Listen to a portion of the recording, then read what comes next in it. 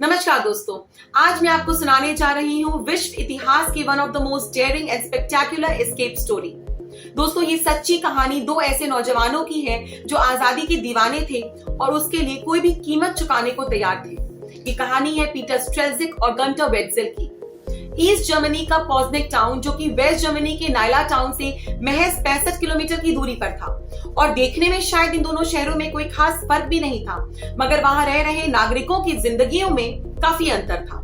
जहां एक तरफ नाइला टाउन के नागरिक स्वच्छंद थे, वहीं दूसरी तरफ दम्भोटू कम्युनिस्ट शासन में पॉज़नेक टाउन के नागरिकों पर कई तरह की पाबंदियां थी। इन दोनों शहरों को अलग करती थी बर्लिन वॉल, जिसको अब तक हजारों लोगों ने पार करने की कोशिश तो की थी, मगर विरले ही किसी को कामयाबी हासिल हुई थी। ईस्ट जर्मनी की तरफ की बर्लिन वॉल पर 24 घंटे सख्त पहरा रहता था। यहाँ तक कि एल्ब नदी, जो कि ईस्ट जर्मनी से वेस्ट जर्मनी की तरफ बहती थी, उसके बैंक्स पर भी सिक्योरिटी फोर्सेस ने माइंस बिछा रखे थे। अगर यूं कहें कि हथियारों से लैस सुरक्षा कर्मी, प्रशिक्षण प्राप्त खूंखार कुत्ते और चारों तरफ इंस्टॉल्ड सर्च लाइट्स ने बर्लिन वॉल को एक अभेद्य किले का रूप दे रखा था, तो ऐसा कहना कुछ भी गलत नहीं होगा। चलिए अब मैं आपको लेकर चलती हूँ साल 1979 में। सिलाई की मशीन पर झुके झुके पीटर की वाइफ डोरिस की कमर अकड़ गई थी। उसकी आंखें बोझिल हो रही थी, शरीर का अंग अंग दुख रहा था। वो कई घंटों से लगातार मशीन पर जुटी हुई थी, मगर इन सारी शारीरिक तकलीफों के बावजूद उसका मनोबल ऊंचा बना हुआ था।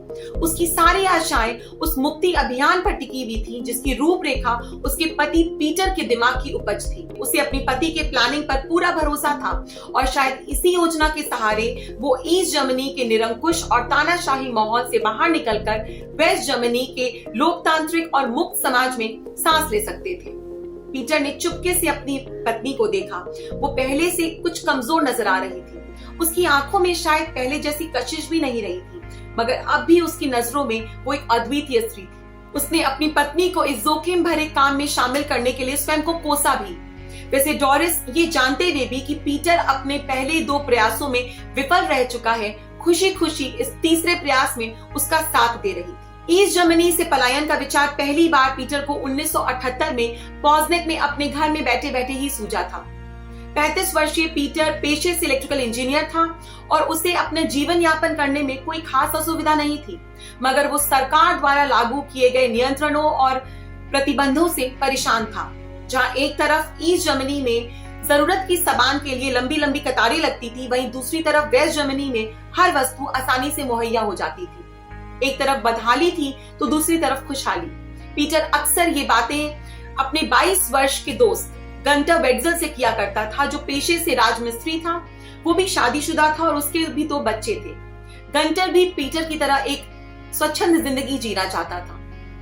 पीटर वेस्ट जर्मनी भाग कर जाने की योजना जरूर बना रहा था, मगर वो अच्छी तरह जानता था कि इसके पहले भी लोगों ने सुरंग के जरिए या फिर पनडुब्बी में छिपकर सीमा पार करने की कोशिशें की थी, मगर वो उसमें विफल रहे थे और कईयों को तो अपनी जान से हाथ भी धोना पड़ा था। वो ये भी जानता था कि सुरक्षा कर्मी इन पारंपरिक तरीकों के प्रति ज्यादा सचेत हो चुके हैं और इस तरह का कोई भी प्रयास सीधा उनकी नजरों में आ जाएगा। मगर हाँ, एक तरीका था जो अब तक किसी ने भी ट्राई नहीं किया था, और वो था उड़ान के द्वारा सीमा पार करना। जब पीटर ने गंटर के सामने अपनी योजना रखी तो वो कुछ देर के लिए सोच में पड़ गया, क्योंकि वो भागने के प्रयास में निहित खतरों से भली भांति वाकिफ था।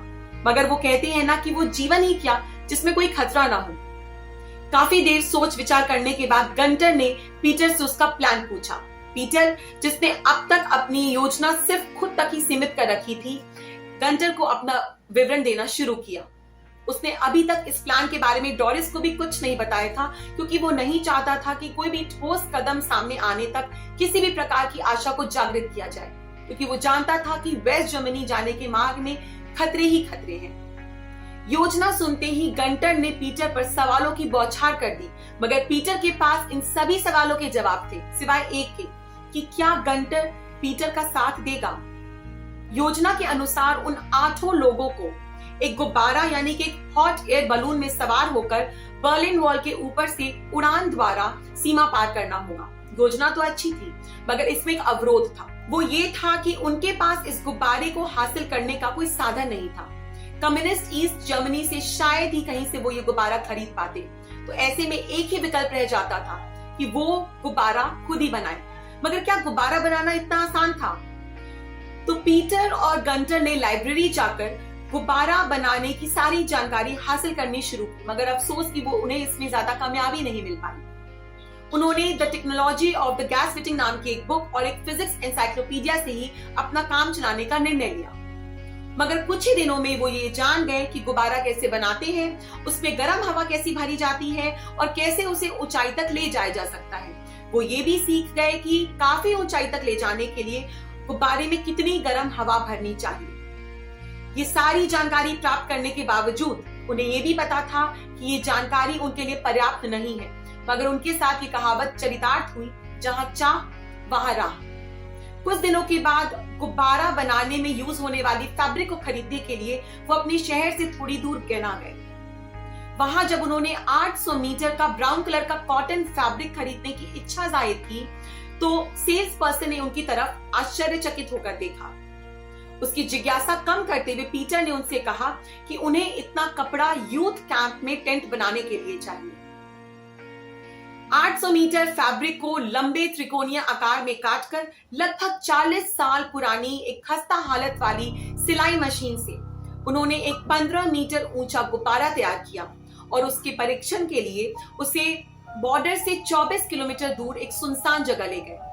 वहां जब उन्होंने पंप के जरिए गुब्बारे में गर्म हवा भरनी शुरू की, तो ये देखकर वो बेहद हताश हुए कि जितनी हवा वो गुब्बारे में भर रहे थे, वो सारी हवा कॉटन फैब्रिक के बारीक छिद्रों के जरिए बाहर निकलती जा रही थी।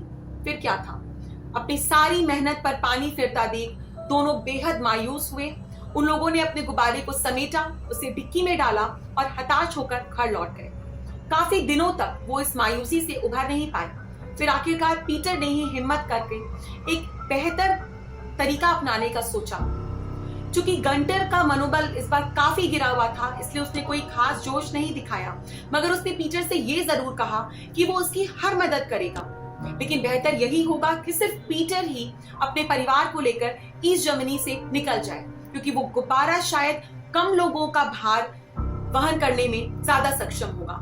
काफी हिचकिचाहट के बाद पीटर ने गंटर की बात मान ली और इस तरह ईस्ट जर्मनी से भागने के दूसरे प्रयास पर काम करना शुरू हो गया।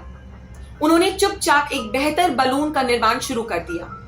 पीटर को यह महसूस हुआ कि एक मजबूत गुब्बारा बनाने के लिए टफेटा सबसे अच्छी फैब्रिक साबित हो सकती है, मगर उन्हें लगा कि अगर वो 800 मीटर टफेटा अपने ही नगर से खरीदेंगे तो लोगों को उन पर शक हो सकता है। इसलिए वो अपने शहर से काफी दूर लिस्बिक गए। वहां जब उन्होंने 800 मीटर टफेटा की मांग की, तो सेल्स गर्ल ने उनकी तरफ हैरानी से देखा और उनसे पूछा कि इतना फैब्रिक उन्हें क्यों चाहिए। पीटर ने उनसे कहा कि वो एक सेलिंग क्लब का स्टाफ है और नौकाओं का पाल बनाने के लिए कपड़े की जरूरत पड़ती रहती है। पीटर के इस उत्तर से सेल्स गर्ल बिल्कुल संतुष्ट थी। कुछ ही दिनों में बलून बनकर तैयार हो गया।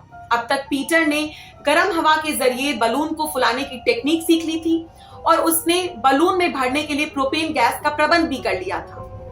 आखिरकार 3 जुलाई 1979 को साफ मौसम की जानकारी मौसम विभाग से मिलते ही पीटर, डोरिस और उसके दोनों बच्चे बॉर्डर से लगभग 10 किलोमीटर उत्तर पर स्थित एक सुनसान जगह पर पहुंच गए। वहां उन्होंने बलून को निकालकर उसे फुलाना शुरू किया, उस पर लगे प्लेटफॉर्म की जांच की, लॉ को परखा और उस पर सवार हो गए। करीब आधे घंटे तक सब कुछ ठीक ठाक चलता रहा, मगर अचानक ही वातावरण में गहरी धुंध सी छा गई, जिसकी नमी के दबाव से गुब्बारा धीरे धीरे नीचे उतरने लगा और फिर अचानक ही देवदार के पेड़ के झुरमुट के बीच उतर ही गया। इस घटना से पीटर और उसके परिवार को बहुत आघात पहुंचा, क्योंकि वो जगह बर्लिन वॉल के एकदम नजदीक थी और पहरेदारों के हमेशा नजर में रहती थी। वो चारों कभी दौड़ते, कभी नीचे झुकते, कभी घुटनों के बल रेंगते हुए अंततः अपनी कार तक पहुंच गए। मगर इस घटना से पीटर और उसका परिवार बेहद हताश और मायूस हो गए थे। पीटर रह रहकर उस कोहरे को कोसता, जिसके कारण उसकी सुनियोजित योजना पर पानी फिर चुका था। वे चारों सकुशल घर तो पहुंच गए थे, मगर अपने दूसरे प्रयास में भी विफल रहने का दुख पीटर को खाया जा रहा था। कुछ दिनों के बाद गंटर पीटर के घर आया और उसने उसे कहा कि बॉर्डर के पास लॉबिंगस्टन से पुलिस को एक गुब्बारा मिला है और वो उसकी जांच कर रही है। गंटर ने पीटर से कहा कि तुम अपने दूसरे प्रयास में भी विफल रह गए। ये सुनकर पीटर ने उत्तेजित होकर गंटर से कहा, मैं एक बार और प्रयास करना चाहता हूं, फिर मामला चाहे इधर हो या उधर। यदि तुम मेरा साथ दो तो हम कामयाब जरूर होंगे, ये बात तय है।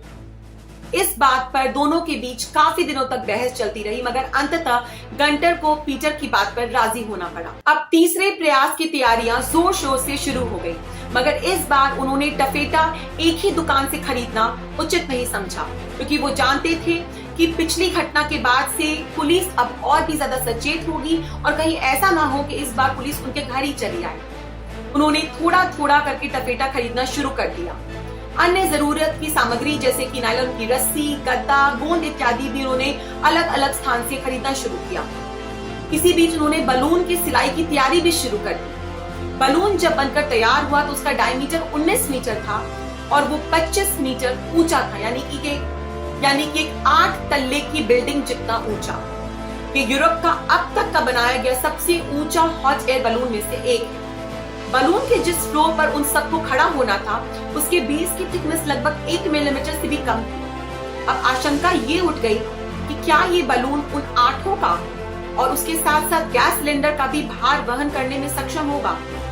उसके लिए परीक्षण किए गए और बाद में जब वो निश्चिंत हुए कि प्लेटफॉर्म ये सारा भार वहन कर सकता है तो उन्होंने चैन की सांस ली। अब इंतजार था तो सिर्फ सही मौके का। ये सही मौका था 15 सितंबर 1979 को। उस दिन बहुत ठंड पड़ रही थी। एक तूफान आकर जा चुका था और आकाश में तारे टिमटिमाते हुए नजर आ रहे थे। हवा का प्रवाह ईस्ट से वेस्ट की ओर था। दोनों परिवार कार में बैठकर थुरिंजिया के एक निर्जन स्थल पर पहुंचे। वहां उन्होंने गुब्बारा फुलाया, टोकरे को रस्सियों की सहायता से उसमें लटकाया और बर्नर में आग लगाई और देखते ही देखते ये फ्लेम 15 मीटर ऊंची उठने लगी। धीरे धीरे गुब्बारा ऊपर उठने लगा और फिर एक झटके के साथ वो आकाश में उड़ने लग गया। थोड़ी देर में गुब्बारे पर बर्लिन वॉल की तरफ से सर्च लाइट की रोशनी पड़ने लगी और फिर कई ओर से उस पर रोशनी आने लगी। ये सोचकर वो सभी लोग घबरा गए कि कहीं वो मशीन गन से निकलने वाली गोलियों की चपेट में ना आ जाए, और इस घबराहट में उन्होंने गैस की लौ तेज कर दी। अब गुब्बारा आकाश में काफी ऊंचाई तक पहुंच चुका था। 23 मिनट के बाद बर्नर बुझ गया। अब तक गैस खत्म हो चुकी थी। गुब्बारे में गर्म हवा भी अब ठंडी होनी शुरू हो गई थी। उन्हें अभी तक कुछ भी अंदाजा नहीं था कि वो कहां पहुंच पाएंगे। जैसे ही गुब्बारा जमीन पे लैंड किया तो महिलाएं और बच्चे जाकर झाड़ी में छुप गए, मगर पीटर और गंटर ये जानने के लिए बाहर निकले कि वो आखिर है कहां। थोड़ी दूर चलने के बाद गंटर और पीटर ने देखा कि एक घर के बाहर घर के मालिक का नाम लिखा है, और ये देखते ही उनको तुरंत समझ में आ गया कि वो वेस्ट जर्मनी नहीं है, क्योंकि ईस्ट जर्मनी में घर के बाहर नेम प्लेट लगाने की प्रथा ही नहीं थी। ये देखकर उनकी आंखें खुशी से चमक उठी और उन्होंने एक दूसरे को गले लगाया। पुलिस का एक दल वहां पहुंच गया और पीटर ने उनसे कंफर्म किया कि क्या वाकई वो वेस्ट जर्मनी में ही है। इस पर एक अधिकारी ने स्वीकृति में सर हिलाया। फिर क्या था, पीटर और गंटर ने एक बार फिर से खुशी मनाई और दौड़कर वहां चले गए जहां उनका परिवार छिपा था। पश्चिम में होने की बात जानकर वे 8 खुशी से झूम उठे।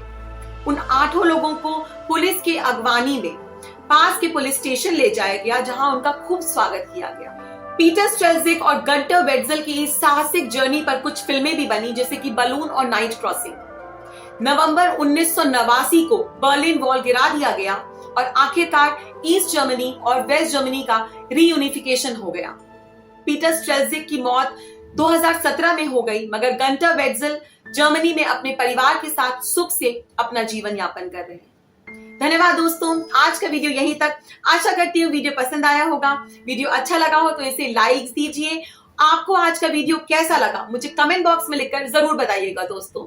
अगर आप मेरे चैनल पर नए हैं या अभी तक आपने चैनल सब्सक्राइब नहीं किया है तो शुभ काम में देरी कैसी, अभी मेरा चैनल सब्सक्राइब करिए, बेल आइकन ऑन करिए, जिससे आप तक मेरे नोटिफिकेशंस पहुंचते रहेंगे।